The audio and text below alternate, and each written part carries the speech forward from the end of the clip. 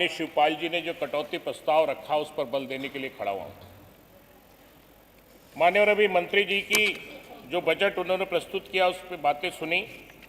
उन्होंने बढ़ा चढ़ा करके ये दर्शाने की कोशिश की कि आज की तारीख में उत्तर प्रदेश का किसान का कोई दुख नहीं है, पूरा जल संसाधन जल पूर्ण रूप से मिल रहा है। माननीय अधिष्ठाता महोदय, हमारे माननीय शिवपाल जी ने नहर के बारे में विस्तार से बताने की कोशिश की है कि टेल तक पानी पहुंचने का मतलब नहीं है, मतलब किसानों के खेत में पानी पहुंचने से। और आप खुद वहां पर मंत्री रहे हैं, तो उनसे बेहतर इस विभाग को कोई समझ नहीं सकता और उनसे बेहतर प्रबंधन भी कोई नहीं कर सकता। मैं बधाई देना चाहता हूं माननीय शिवपाल जी को कि उन्होंने अपनी सरकार में जिस तरह से नहरों की टेल तक पानी पहुंचाकर किसानों की समस्याओं को दूर करने का काम किया है, ऐसी कोई सरकार न आज तक कर पाई न कर पाएगी। मान्यवर, मैं आपसे ये भी कहना चाहता हूं कि पहले जो नहरों की पटरियां होती थी उस पर पक्की अगर बनवाने का काम किया था तो माननीय शिवपाल जी ने किया था। वो बाईपास का काम करती है जिससे कि लोगों का आवागमन सुगम होता है, लेकिन आज मान्यवर उन पटरियों को पक्के करने से रोक दिया और ये कहा जाता है कि उन केवल निरीक्षण के लिए पटरियां होती है और उन पर मात्र खड़ंजा लगाया जा रहा है। मान्यवर, आपके यहाँ विभाग में जूनियर इंजीनियर्स की कमी है, इसलिए आप वो अपनी जो बनाई हुई जो पटरियां उसको रिपेयर तक नहीं कर पा रहे।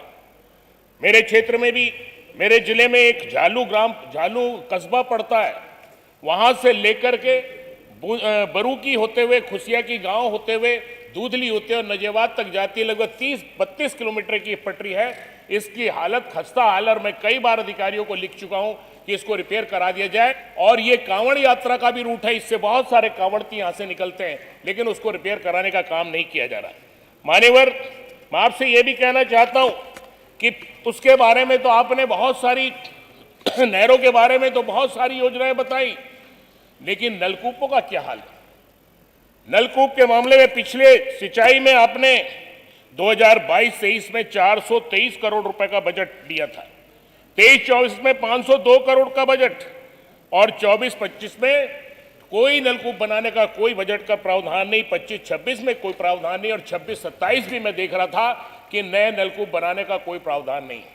मान्यवर, मैं पिछले लगातार 4 साल से इस बात को कहता रहा हूं कि हमारे जनपद बिजनौर में एक बड़ापुर क्षेत्र है, उस बड़ापुर क्षेत्र में आज भी किसान भगवान भरोसे है कि कब ऊपर से जल वर्षा होगी, कब किसान अपनी फसल बोएगा, क्योंकि वो जंगल, वो क्षेत्र ऊंचा नीचा है, वहां नहरें बन नहीं सकती, ट्यूबवेल आप बनवा नहीं रहे।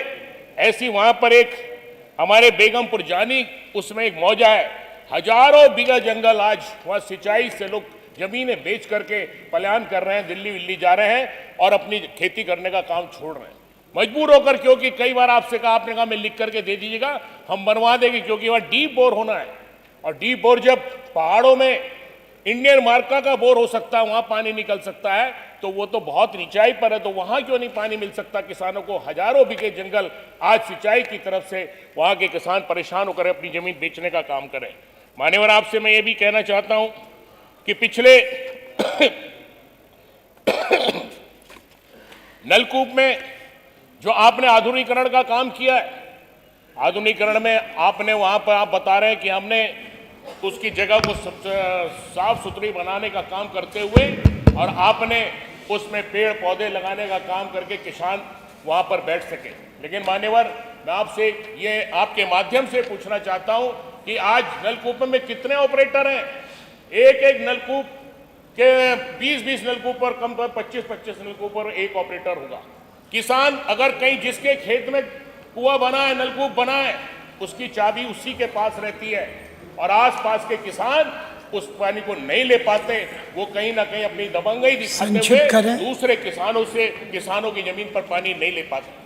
इसलिए आपसे कहना चाहता हूं कि आप भर्ती कीजिए, कम से कम ऑपरेटर रहेंगे तो ट्यूबवेल की रखरखाव होता है, ट्रांसफार्मर फूक जाते हैं, उससे बाद उसका दिखने वाला नहीं होता, महीनों ट्यूबवेल बंद पड़े रहते हैं और किसान परेशान हाल रहता है। मान्यवर, कहना तो बहुत कुछ चाहता था, लेकिन आपने समय की बाध्यता है। लेकिन एक अंत में एक छोटा सा 4 लाइनों के माध्यम से अपनी बात को खत्म करना चाहता हूं। माननीय हमारे मंत्री जी बहुत अच्छे, लेकिन माननीय मंत्री जी का भी जल शक्ति मिशन के तहत जब गांव-गांव वहां अपने दौरे पे गए थे, तो अभी आपकी पार्टी के विधायक जी ने मनोज जी कोई शेर अगर बोले इसलिए आपसे कहना चाहता हूं कि कम से कम नलकूप और सिंचाई और नहरों का पानी किसानों को मिल जाए, वहां तक पहुंच जाए, कहीं नहीं तो फिर कोई घेर ना ले। इसलिए आपसे एक शेर के माध्यम से कह रहा हूं, वादे तो ऐसे कि हर घर में चिराग होगा, वादे तो ऐसे कि हर घर में चिराग होगा, योजनाओं के नाम पर सिर्फ अंधेरा ही अभाव होगा, वोट की खातिर झूठ का सहारा लेते हैं, पूछो तो कहते हैं विकास का दौर आगाज होगा। धन्यवाद। आपका बहुत बहुत धन्यवाद। माननीय श्री कटौती प्रस्ताव पर बल देते हुए आपको धन्यवाद देते। प्रभु नारायण जी, एक मिनट प्रभु नारायण जी। हाँ तरारा जी कुछ कहना आपको, आधे एक मिनट में कुछ बात कह दीजिए।